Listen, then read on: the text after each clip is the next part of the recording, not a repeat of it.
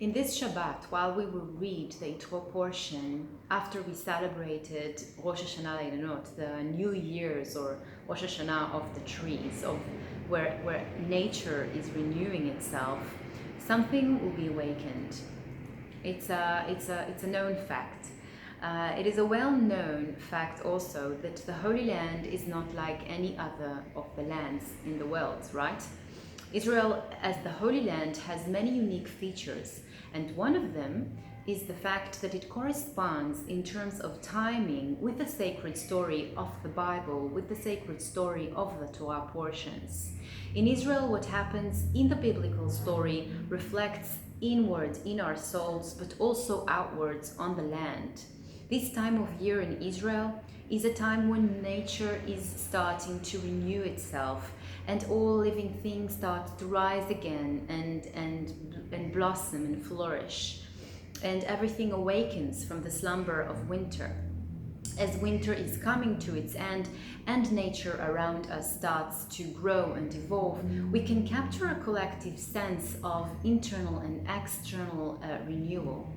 And every year in this time, as nature starts blossoming, we welcome God with a special blessing, a very special blessing. It goes as follows: Blessed are you, Hashem, our God, for your cosmic majesty. For there is nothing lacking in the world at all, and good creatures and trees were created in it, through which pleasure is brought upon men, upon the people. However, imagine what a person feels like while reading this blessing, while he or she is compelled by or have to cope with difficult life circumstances, such as violence or illness, instability of any sort, or separation from a loved person, from leaving a place that he or she loves, or just under the endless entanglements of life storms. Now look around you. Not everybody gets to have the simple story, the fairy tale story. There are people who really experience the struggle within renewal. There are people that the difficulty of growth from a state of withering is something that is very vivid to them. Some of us need to go through really painful and great difficulties in order to restore ourselves, in order to get up and stand tall again, in order to uplift ourselves again from previous traumas or things that have happened to us in the past. Each and every one of us has a different story, a different kind of a struggle or a challenge, something unique that we have to deal with.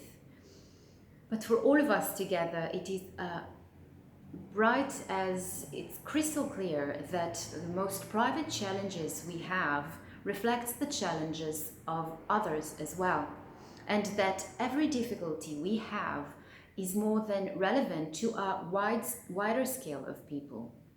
That this feeling, this essential need to cope with challenges is something that we all have in common, is something that we all share. Our heart is fragile, and our soul remembers. And we all here for a reason together. And we all share the same struggles. We all have human needs, a need for affection, a need for security, a need to be loved, and a need to love. When we are together or when we are giving to others, the heart opens and it goes stronger. Its beats are expanded and blood starts to flow through the body, nourishes it with something that is bigger, stronger, much greater than only ourselves. This colorful and special holiday of Tu B'Shvat reminding us of this, of how nature can renew itself, humans can renew themselves, shifting of and movement of feelings, of emotions, of new evolves. Everything evolves again. Everything reborn. Everything get to have another cycle of living. This colorful and special holiday of Tu B'Shvat is renewing our senses. Everything awakens around us. Everything opens up. Everything is fresh. Everything has new smells and new sensations. our inner soul and body shifts in correspondence with this nature that starts to wake up from the deep slumber of winter, so that when we would be a right approach to go by that, to correspond with nature. Let's see. Our sages say that the man is like the tree in the field. Adam כמו עץ השדה. The man is like the tree in the field. Now, while observing many of the circles within nature concepts, especially when it relates to the trees and how they all grow, we can actually learn from nature, from trees, a lot about ourselves. We can start asking ourselves questions such as what makes us grow, or what is the right soil for our roots to grow and expand in, what will be the right amount of light for us, what would be a nurturing environment for us, or what are the places or people that will be a nurturing environment for us, what would be the best maybe to leave behind or shed away. Now, these questions may seem trivial, but they are key factors we should take under consideration if we wish to get into a state of renewal, if we wish to walk along with the portions of the Torah, with the divine holidays, these little time capsules within our lives, which allows us to engage in spiritual growth, in spiritual evolve, in something that is greater than us, and become firm and more aligned with knowledge in our inner system of belief, and in what the Torah is suggesting for us to follow. When we begin to ask ourselves these questions, we do not always have immediate answers, and then naturally we can begin a process of going inward to deep sense of I am, that is more attentive and observant I am, an I am that seeks a devotional path that will lead it to a different perspective, to another vantage point. Tu B'Shvat helps us to prepare ourselves to something new. It marks for us a fresh beginning. It is the time of inner gathering.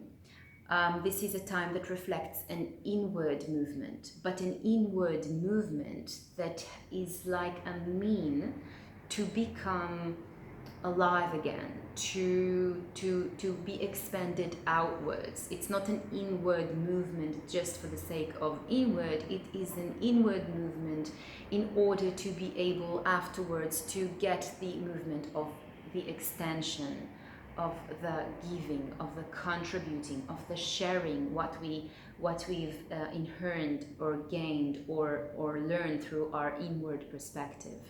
Now, how appropriate is it that the Holy Torah goes with us through our inner transformations, which also corresponds with the outside world and the surrounding nature? Because the Torah allows us to live life in a shared sense of a heartbeat with nature, with God, with the divine, with spiritual realms, and with, in a way, everything that is sacred and clean. This Saturday, as we will read Yithro portion, as we will read the portion in which Israel received the divine Torah, this portion leads us exactly to this, to a deep inner gathering followed by a tremendous renewal, a tremendous shifting, to a moment of silence before something new is born, before divinity reveals itself in all its glory and in some sort of an uplifting scenery. Sounds this silence that Israeli nation is sensed before the lightning, the thunders, the sights and the sounds of God, states of feeling we must get engaged with, we must become one with. When the Torah has been given to the nation of Israel, it is basically what happened is that it took humanity 2,000 years forward. For the first time, there were laws on which the human behavior should adjust itself to in terms of morality standards and in terms of ethics. Mankind is suddenly very much human in that it's need to answer a divine authority, a higher authority, a higher force, or must act and react in accordance and under a divine law and under the heavenly court. And when Torah was given, it elevated the material to the spiritual and connected the two completely. part of the purpose of the lightning, fire, smoke, thunder that accompanied the giving of the Torah and the fusion of the material with the spiritual was made possible in the three first words of the Ten Commandments, which are Anochi Hashem Elohecha, I am God your Lord. This recognition has the power to shift human behavior. This is the power to completely change us, this understanding, because this is an understanding that basically says that I am until here, and from here and up, or from here and down, and from here and everywhere around me, there is another force that is responsible, also on me. So when under Mount Sinai and devoting themselves to silence, suddenly out of silence, the Israeli nation could hear and sense things they could not sense or hear before that. Under the sensation of awe, they could connect to a deeper vibration.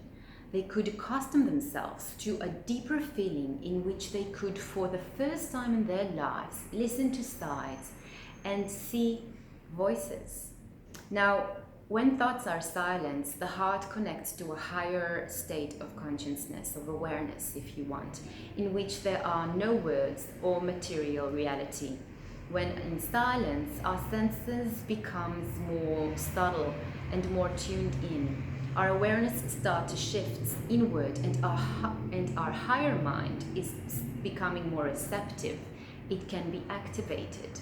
Now, when in this state, we can connect to a greater power that can shake us, lift us, and give us the opportunity to grow and evolve, finally. This feeling of awe have the power to move us from one state to another state, to a higher state, to a more true and definitely more complete one. The thing is that what prepared us or prepares us to this kind of shifting is actually a connection between two very important figures in the biblical story. Those figures are Moshe and Yithro, his father-in-law. As we have said before, when reading the Torah, we have to be observant. When reading the Torah, we need to be aware of the forces that come to life in terms of the characters within ourselves in the story.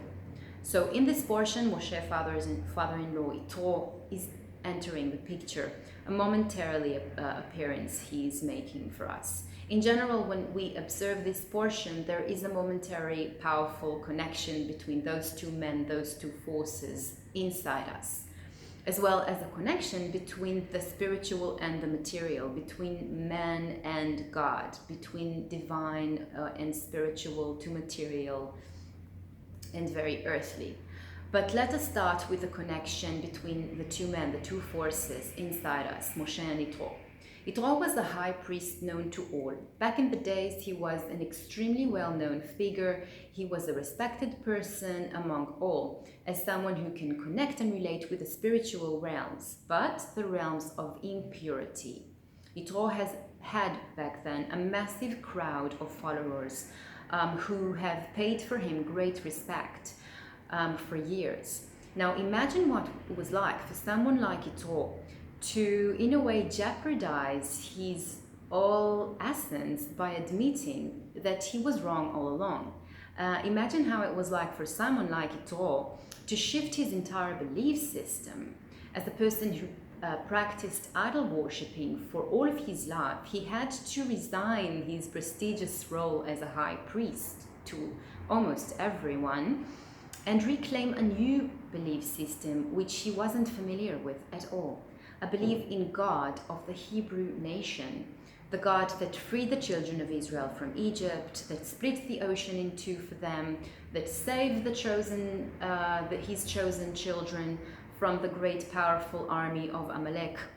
Yithro, after hearing all that, had to rearrange his belief system.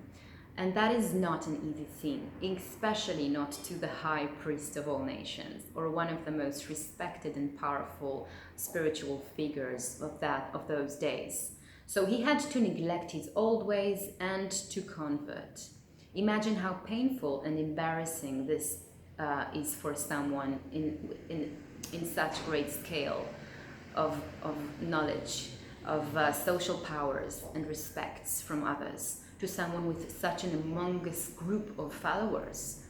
We can say that Yithro, in a way, prepared the ground, or the world for that matter, to a new belief system, to this belief in Hashem, in the God, to the renewal of human recognition in the majesty of one force, of Hashem, of God. And for that he received the merit to join the Israeli nation as a convert right before they are receiving the Torah. Even though sages say that he wasn't actually present in the receiving of Torah, but the concept of becoming the last convert to the Israeli nation, and then the Torah was able to be given to the Israeli nation. It's almost as if this nation, the children of Israel, needed this force to come and gather along with them in order for them to lift their awareness higher to the other level, to the level that is actually able to connect between spirituality and the material world. So at Mount Sinai, he also, in a way, this person, Yithro, received the merit that the portion that is talking about the receiving of the Torah is called after him. As we can probably guess by now, God sent Yithro deliberately as a force within ourselves that can prepare us to this tremendous shifting, to the option of re-acknowledging God's sovereignty, but inside us, in a very inmost deep feeling that is also coming as from an outside figure, from this point of view within ourselves, that look upon ourselves. And this man, this force within us, just as he arrives, what does he do? As a good and caring father-in-law to Moshe, he gives him advice. And remember, Moshe is the leader of the nation. He's the leader of the people. Who is Yithro to give advice to a leader of the people, to one that is connected to God, that was able to do all the miracles that he did with the divine help?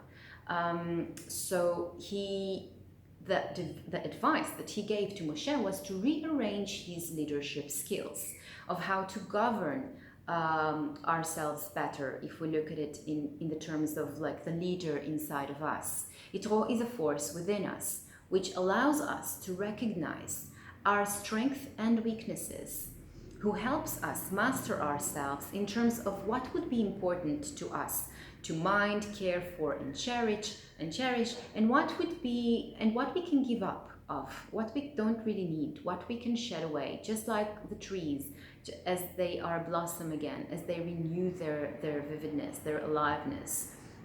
Yithro comes and sees Moshe, the people's leader, functions as a judge, as a consultant, and as a mediator for the people. When Yithro arrived to the Israeli camp, he was shocked to discover that Moshe was serving as a one-man educational and judicial system for a community of millions of souls.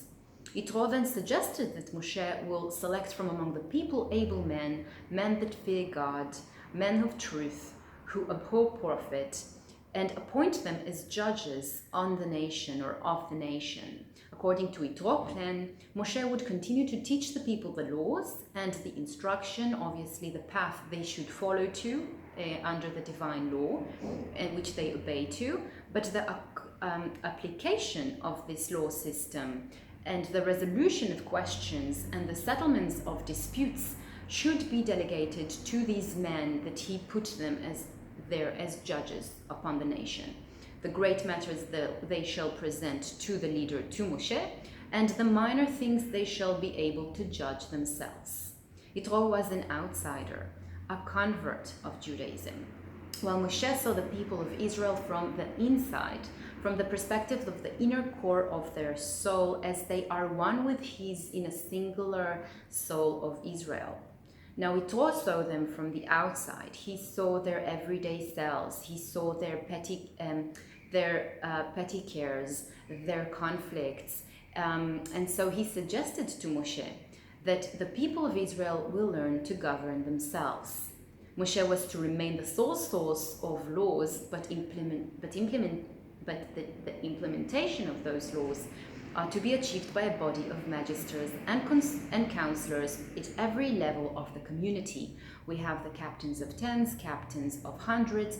If we look at those captains of tens and of hundreds, we will also understand that it also relates to the tree of life, but this is a completely different story. Now, the force of Moshe inside us is a strong force, and therefore it can take a lot of things on his shoulder. It can carry a lot of weight. However, sometimes when we spread ourselves too wide, it makes it difficult for us to focus on things that can really build us and help us evolve. In order for us to really be present and give deep attention to many details, we need first to know how to let go of things we do not necessarily need anymore. We need to get into focus. And focus is made possible when there is order in our emotions, when there is order in our thoughts, when there is order within the community of souls within ourselves, inside us. The nation of Israel is inside of us. It's a community of souls that together build our soul. So when we start prioritizing what is more important and what is less important, everything can now be shifted. We have better leadership skills. So Yithro made it possible for Moshe, the inner force inside of us, to look at our day-to-day life and toils from a different perspective. Moshe, with the help of Yithro, understands now that his power depends on his ability to delegate authority, meaning to trust others just as he trusts himself, since others, just like him, receive their orders, emotions, and thoughts from the above, as they are just like him, part of this divine system. And so considering this, and he understands now that these thoughts and that their thoughts and emotions and their toils and their struggles and their that their way of judging it will be eventually a divine way, because divine is taking a good look at them. And just as he gives Moshe his ability, he gives each and every one of them their ability. And everything comes from above. So this realization is a realization that Moshe had to get from his father-in-law. Moshe implemented Yithro ideas. He received Yithro constructive criticism and received his wise advice. Like Moshe, we also need to know sometimes how to identify a wise advice when it comes knocking at our door. And this advice can come from an external figure or from an internal force within ourselves, which help us to shift our way of thinking. But it all signifies another thing, a more concealed, subtle idea that can help us see now how God, even when revealing himself with all his great powers and glory, never forget and neglect the little details, the little things. The name Yithro consists of the letter Tav, Yud, Tav, Resh, Vav. So now we know that the world was created with letters. So let's try to understand this very important and special name that this portion is named after. As we know, Yud is the 10th letter. It is the letter from which everything spreads, because we know that every letter spreads from the little dot of Yud, from this little thing. And we also know that the tree of life consists of the 10 spheres, the 10 attributes. We also know that inside each and every attribute we have the 10 attributes, meaning that inside crown, for example, we will have crown of crown, wisdom of crown, understanding of crown, grace of crown, awe of crown, truth of crown, and so forth. And this is crucial to understand this, that the one consists the 10, and the 10 is eventually building a 1. So this is the Yud. Now the letter Vav is the 6th letter. It is the connecting letter in the Hebrew language. It connects between things.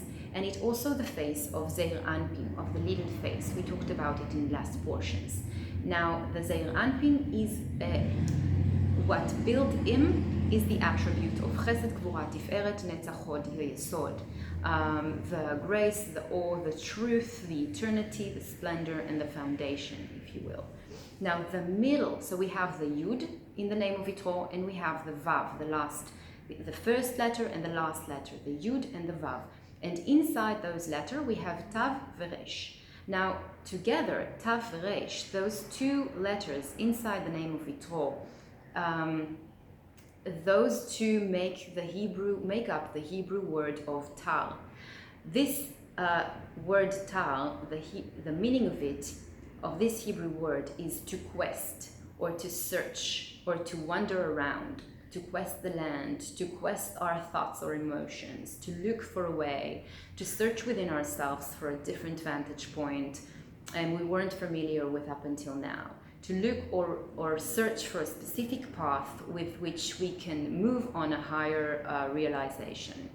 Yithro is the part within us, is the part inside us who has the ability to search a way to utilize or work correctly with all spheres, with all attributes within the tree of life, meaning of how with the 6 of the little face we can reach to the 10 of the Yud.